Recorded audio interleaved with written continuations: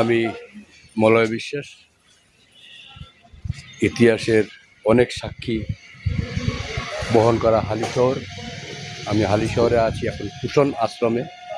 কুষণ আশ্রমের ভিতরে ঢুকেছি আমি। ভিতরের দৃশ্যটা আপনাদের দেখাচ্ছি, ফুল দিয়ে সাজানো।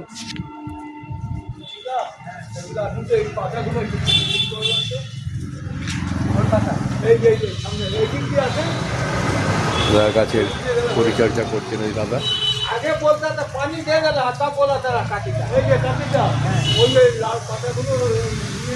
খুব সুন্দর জায়গাটা। আমি পরে দাদাদের সাথে একটু কথা বলবো।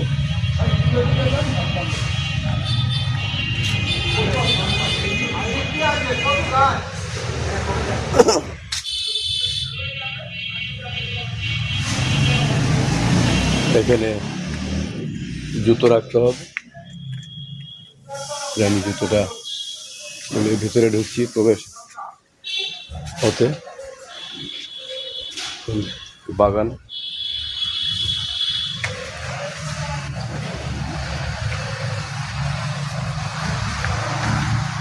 আমি দেখছি এখানে সব ঠাকুরদের, দেবতাদের মূর্তি রাখা আছে। পর দেখাচ্ছি আমি।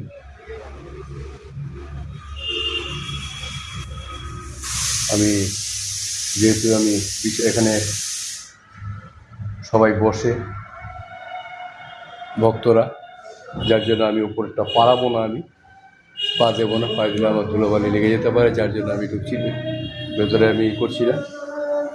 এই যে এখানকার মনে হচ্ছে এই কুষণ আশ্রমের যিনি স্রষ্টা, সম্ভবত ওনার ছবি। এবার আমি যাব একটু পেছন দিকে।